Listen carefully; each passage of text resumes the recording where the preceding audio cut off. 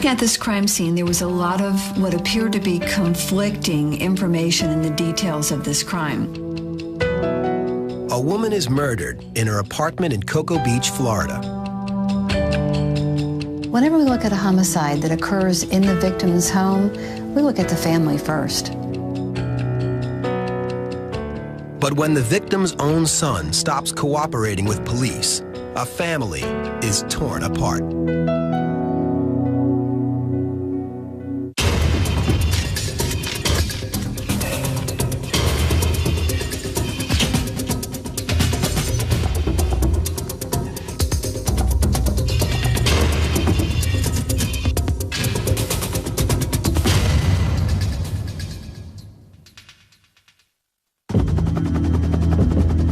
Cocoa Beach, Florida, usually known as a mecca for sunbathers and surfers, and a safe haven for retirees and families. But on one quiet and cloudy December afternoon, a man walks towards his mother's apartment to take her out to lunch. He calls out her name, but gets no answer, so he walks towards the back of her apartment and makes a horrible discovery: the body of his mother lying on her bedroom floor.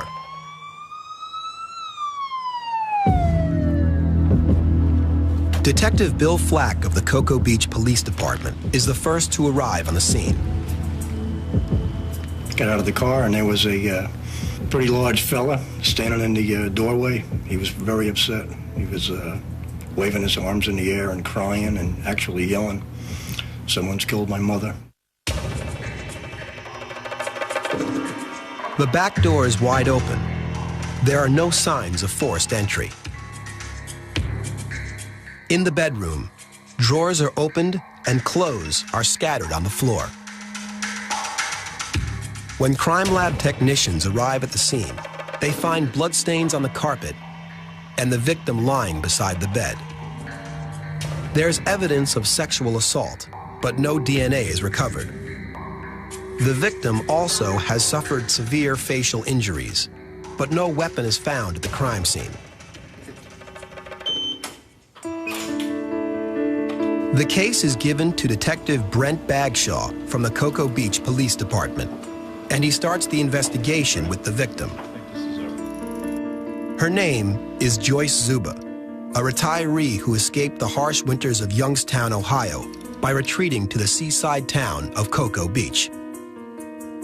Joyce did have a number of friends. There was a group of ladies that she enjoyed coffee with on a weekly basis. They had a coffee club, so to speak. She had just begun dating as well. Her husband had passed away a number of years prior. When her relatives back in Ohio get the news that she's been murdered, they are devastated. But Joyce Czuba's son, Eric, was the closest to her. And his apartment is just 2 doors down from where his mother was found dead. Now he will have to live with the image of his murdered mother for the rest of his life. But when Detective Bagshaw pays Eric Czuba a visit at the start of the investigation, he is taken aback. Well, Eric had some very bizarre drawings on his living room wall. Drawings that were sexual in nature, drawings that were almost satanic, so to speak. The drawings are bizarre enough, but Detective Bagshaw grows more suspicious when neighbors report that Joyce and Eric Czuba were overheard having a heated argument the night before she died. From what we were told, Eric and his mother were arguing about Eric wanting to use her vehicle. Eric's vehicle was not in very good shape. His mother's car was a lot nicer than his, but she wouldn't let Eric use the vehicle. Eric's car is parked in the lot behind the complex. And when investigators look in the back seat, they find something that stops them in their tracks: blood. The blood is photographed and sent to the FDLE crime lab for testing to see if it might belong to Joyce Czuba. And Eric Czuba, the devastated son who found his mother's body, becomes the prime suspect in her murder.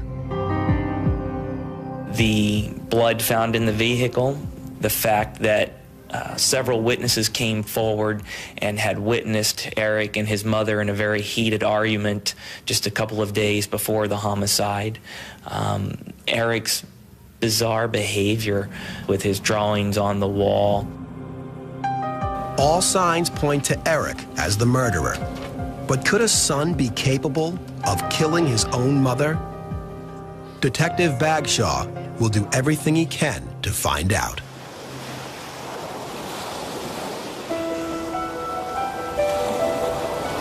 The investigator on the case told me that an elderly woman had been killed.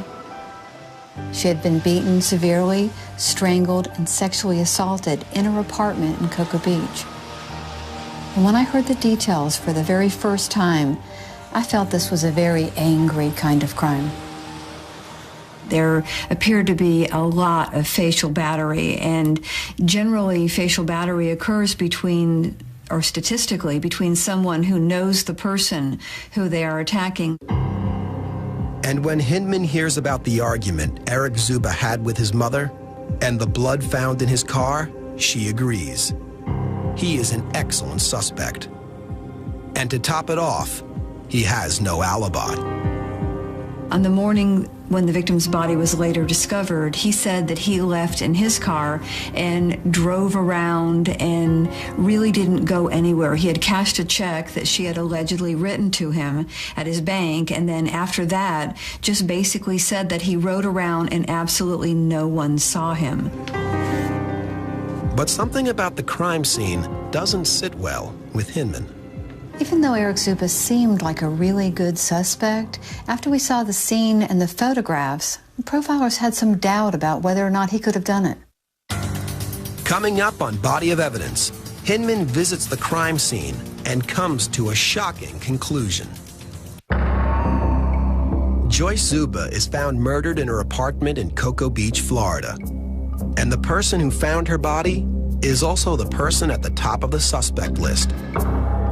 The victim's 38-year-old son, Eric. Eric Czuba didn't have an alibi with essentially anyone on the morning of the homicide. The police found out that Eric and his mother had had a major argument the night before she was found murdered, which he didn't mention, but neighbors did. Wanting to gain more insight, Special Agent Hinman heads to Cocoa Beach to meet with lead detective Brent Bagshaw to discuss the details of the case. The first thing they do is look through every frame of crime scene video. That's a significant amount of blood.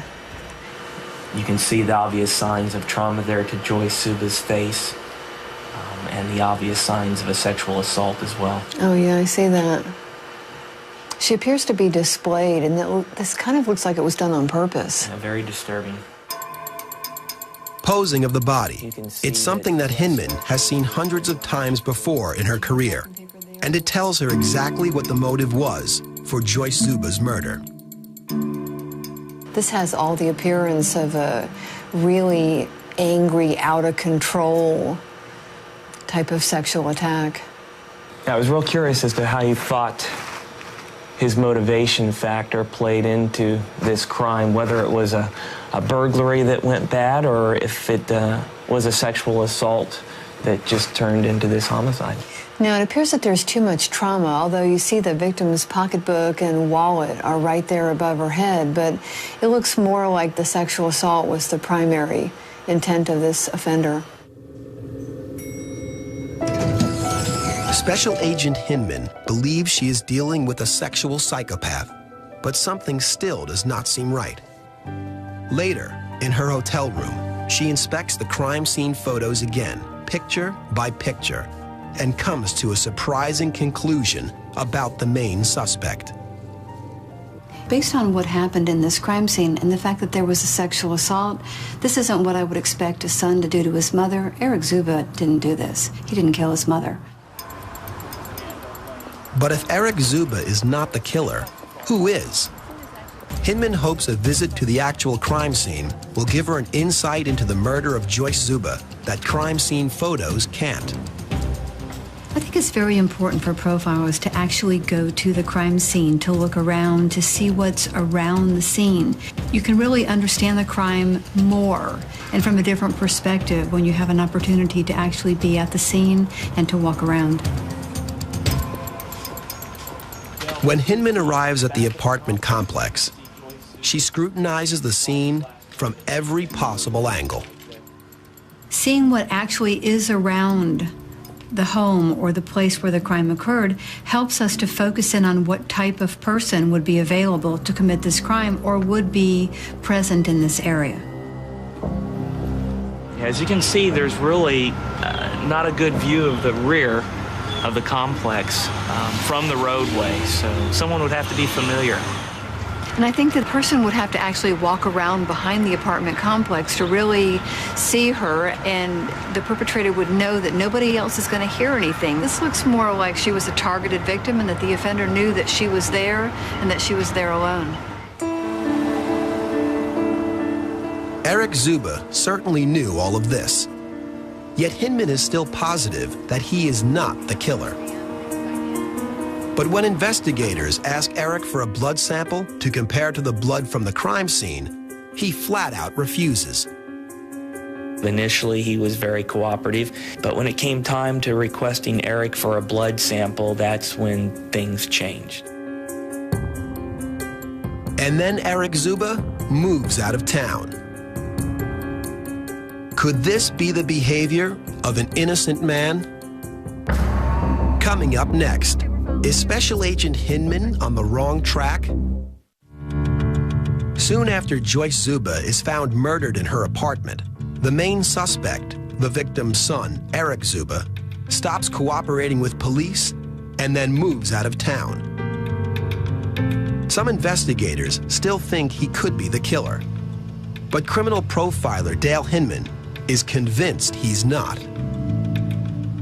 If Eric Czuba had been very angry with his mother, then maybe he would have beaten her to death and strangled her.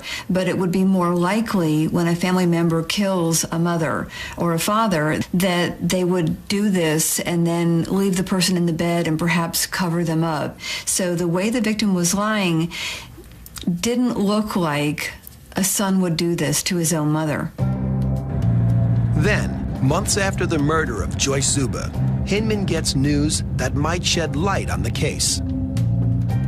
I got a call that 2 other elderly women had been murdered in the same area as Joyce Czuba. And the hope was to compare these 3 cases and determine whether or not they were related and if this was a serial murder of elderly women. Hinman returns to Cocoa Beach to meet with the lead investigator. Detective Bagshaw thinks that if the latest homicides are connected, then he might have fresh leads to follow in the Czuba investigation. So he lays out the case files for Hinman to review. In one of the cases, the crime occurred north of Cocoa Beach, and it happened prior to the Joyce Czuba homicide. It was also an elderly female. She was actually at church doing some volunteer work and was murdered there at the church. The woman was killed during the day, and the perpetrator used a knife. And the only thing that could possibly connect it to the Joyce Czuba homicide is the age of the victim. And that's not enough for Hinman. In the second case, this occurred to an elderly female during the same time frame as Joyce Czuba's homicide. It was a nighttime crime. She was in her home. There was forced entry, however, in that case.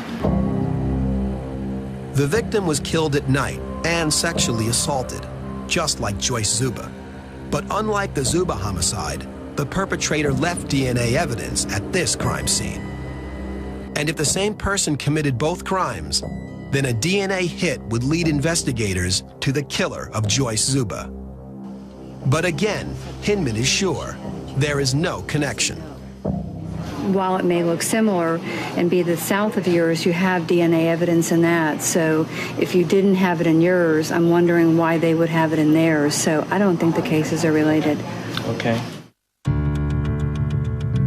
And she's right. Eventually, the DNA leads to another killer.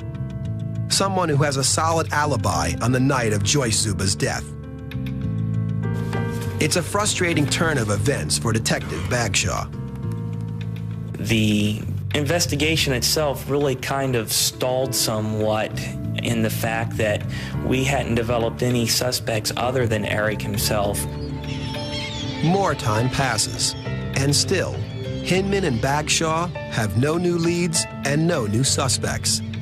Life goes on as usual in Cocoa Beach.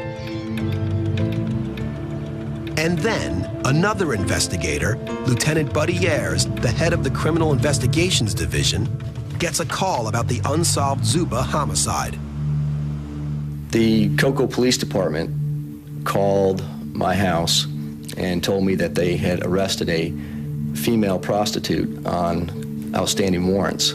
And she told them that she had information regarding the elderly woman that was murdered in Cocoa Beach. Coming up on Body of Evidence, will this be the tip that breaks the case wide open? Or have investigators hit another dead end? Months after Joyce Czuba is murdered in her apartment, the case is still unsolved. And with no new leads and no new suspects, it is in danger of going completely cold. Then investigators get a call from a woman who claims to have information about the Czuba homicide. The police continued month after month to pursue every possible lead that came up. And then one day, the police were tipped off that a woman who had been arrested for drugs had a boyfriend that she pointed to as a suspect in this crime. Lieutenant Ayers heads to the jail to talk to the woman. And what she says stuns him. She gave us a suspect name, first of all. She gave us the name of Marcelina Penaloza, and that she was in Marcelino's house the night that he came home after murdering Joyce Czuba. She began to tell us how he had blood all over his pants, gifts that he had brought from her house, that he had stole from her house.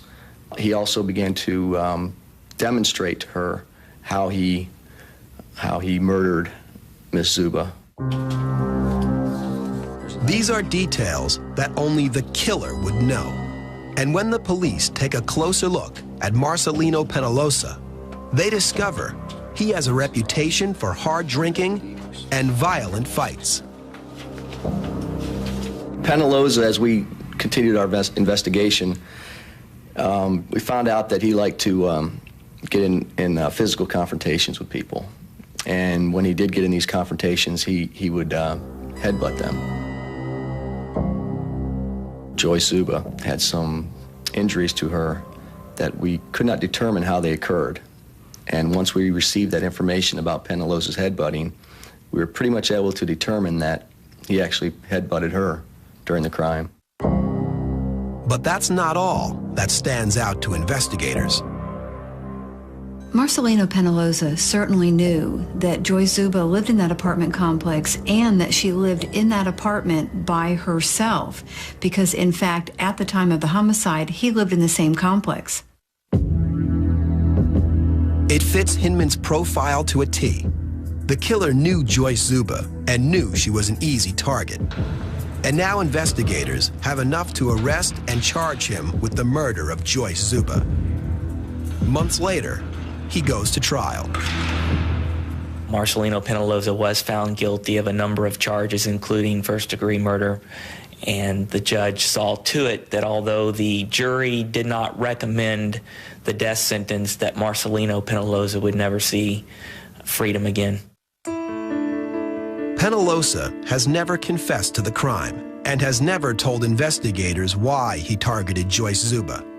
When asked about the case, Penaloza refuses to say a word.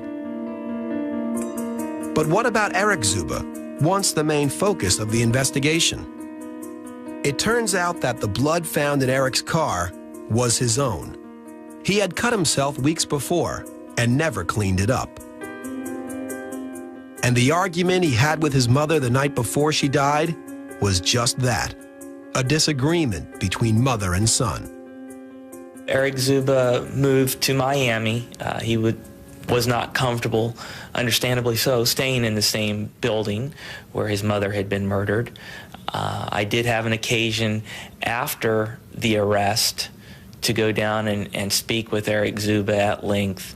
You know, Eric and I parted on good terms and wanted the same thing, and that was a conviction in this case.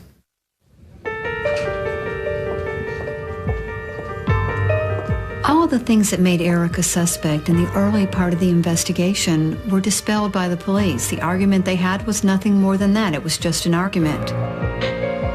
There was blood found in his car, and it turned out not to be Joyce Czuba's blood. Due to a really thorough police investigation, the right man was arrested and charged and convicted for this crime. Essentially, Eric Czuba was the perfect suspect who didn't do it.